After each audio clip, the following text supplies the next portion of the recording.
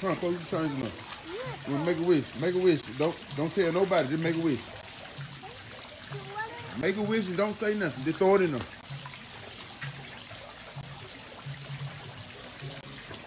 You made a wish? Okay. It says happy birthday. It says happy birthday. So whose birthday was it? It was mine. And how old are you now? 5. You're 5. I kept noticing cars going by. Didn't realize what was going on down there. Dwayne Harris said he noticed police on his street Friday night, but had no idea his neighbors were accused of killing their 5-year-old granddaughter.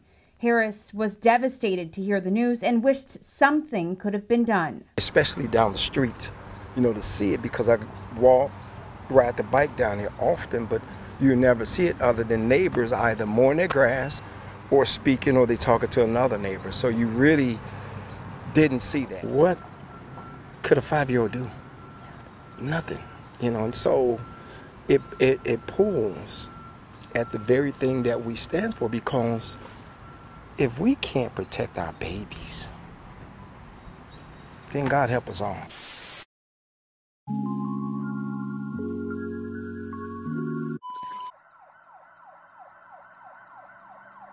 Just after 11 p.m. on July 14th, Park Forest police and paramedics were dispatched to a home on Osage Street in a suburban neighborhood roughly 45 minutes outside of Chicago for reports of an unresponsive child.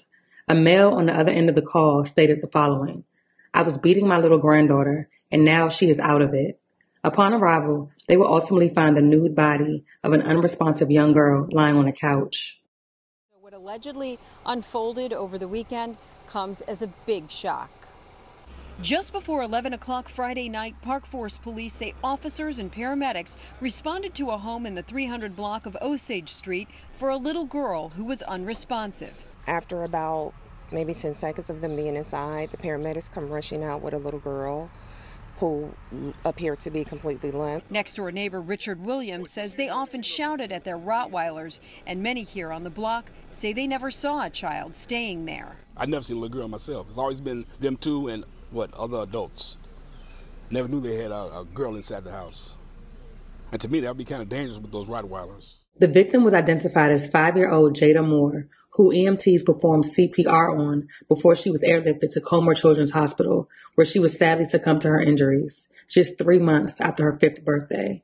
An autopsy conducted by the Cook County Medical Examiner's Office determined she suffered multiple injuries consistent with repeated physical abuse. In fact, it was quickly confirmed that Jada had been subjected to beatings for more than 2 months, leaving her with severe contusions, most commonly found in crash victims. Her small-framed body was covered from head to toe in bruises, abrasions, and scars in various stages of healing. She also had what is known as internal avulsion, or contusion, pockets in her back, buttocks, and legs. Avulsion pockets are commonly seen in car accident injuries due to the force required to cause such an injury. The avulsion pockets are indicative of a victim losing blood into the soft tissue and are more dangerous in children due to their overall lower volume of blood. Jada additionally had bleeding in the space between her brain and skull, pointing to a brain injury. An investigation into the case revealed that on the night of July 14th, Jada was whipped a dozen times with a belt by her grandfather, 62-year-old Clint Elwoods, for defecating on herself, with him ultimately confessing to being a little too rough during the fatal assault. When questioned by police, Elwood's wife, 57-year-old Lisa Jones, alleged that her granddaughter had a history of pooping on herself and that the last time she had a bathroom accident, Elwoods warned her that he would whip her with a belt if she were to soil herself again. On the night of July 14th, he made good on that promise after striking Jada 10 to 12 times on her buttocks with a belt. She described Jada falling to the floor with each blow. The last time she was struck, Jada never got back up. A search of the suspect's home turned up a pair of soiled children's underwear, a belt, a notarized letter from Jada's mom giving the grandparents custody for school and medical decisions, and a calendar with 4 dates marked in the month of June, allegedly indicating when Jada had previously defecated on herself. Both grandparents allegedly admitted to beating Jada on a regular basis with a belt, their bare hands, and a shoe. The beating started just a month into Jada's stay with her grandparents, who had taken her in back in early April, promising to give the 5-year-old a better home life after her mother, who lives in Atlanta, had fallen on hard times. Tonight we're hearing from the mother of a 5-year-old girl who was beaten to death by her own grandfather. Nate Rogers has been following this tragic story out of Park Forest. He joins us live with the latest. Nate? Yeah, that's right, guys. Kimmy Elwoods, who currently lives in Georgia, tells me earlier this year she was going through a rough time and was looking for more permanent housing and a job. Her father visited Georgia and agreed to keep her 5-year-old daughter just for a couple of months. Just a couple of days ago, Kimmy says she received a call that she never thought she'd receive, that her father was accused of killing her daughter. Today, Kimmy is in Chicago and had to go to the medical examiner's office to identify her young daughter. I'm all out of tears. I look at him as a monster. I don't even want to carry his last name no more. This is 62-year-old Clint Elwoods and his wife, 57-year-old Lisa Jones, both charged with murdering their 5-year-old granddaughter, Jada Moore. Last Friday, Elwoods called 911 asking for an ambulance after allegedly telling a dispatcher, quote, "I was beating my little granddaughter and now she is out of it." When police arrived, young Jada was lying on the couch naked. She was eventually transported to Comer Children's Hospital, where she died. It happened inside the couple's home here along Osage Street in Park Forest. Court documents say detectives obtained a pair of children's shorts with underwear inside, both of which were soiled. Also, a calendar on the refrigerator detailing dates last month when Jada allegedly soiled herself. The medical examiner noted bruises, abrasions, and scars throughout her body, some of the scars consistent with a pattern of ongoing abuse. Jada also suffered bleeding on her brain. Her death was ruled a homicide by multiple injuries due to child abuse. Every time I talked to my daughter was smiling and she was happy. She not nan time has she ever said, "Mama, I'm scared. Mama, come get me. He's hitting me. They're beating me." Nothing like that.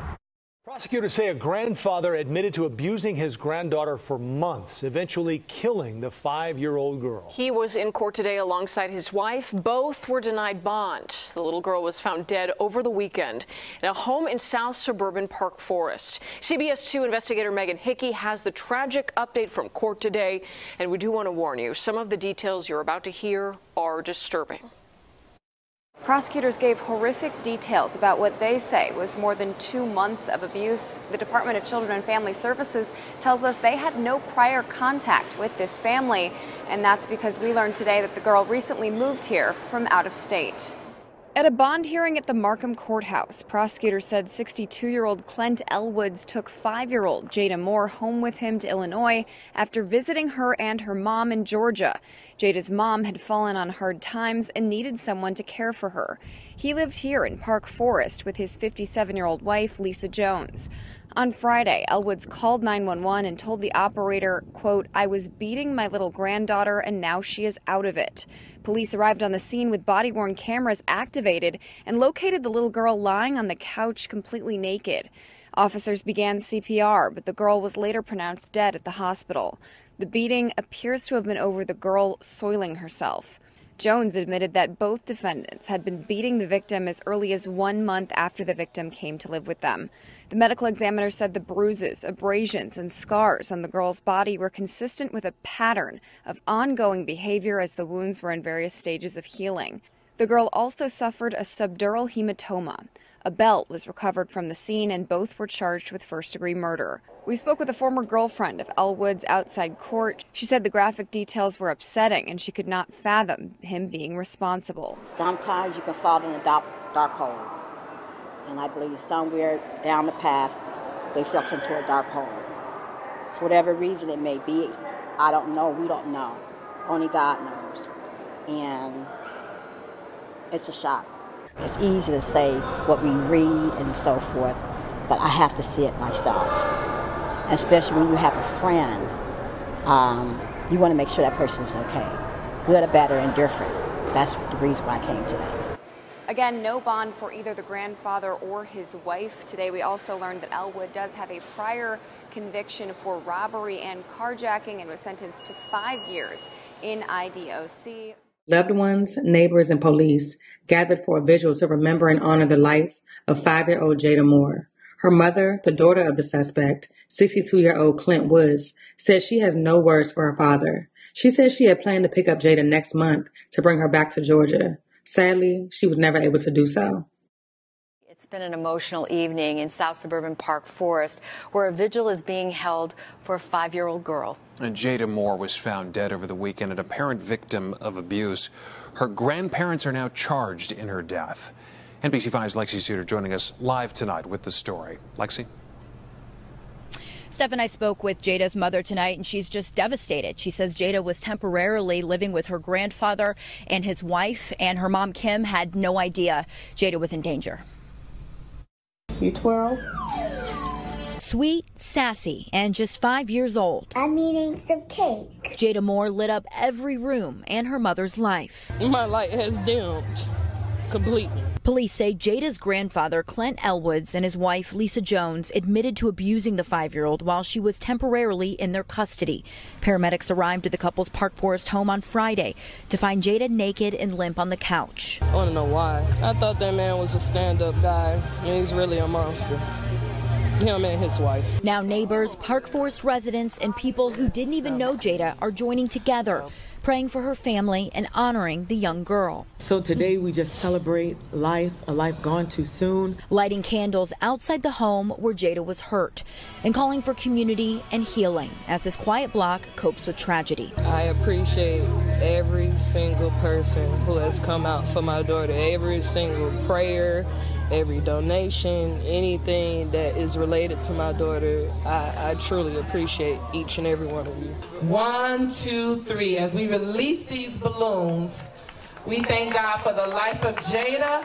We thank God for you. We thank you, Lord, for your love. We thank you for this community. 62-year-old Clint Woods and his wife, 57-year-old Lisa Jones, have been arrested and charged with first-degree murder in Jada's death. Both have appeared in court and are being held without bond. They are due back in court on August 2nd. The case remains ongoing.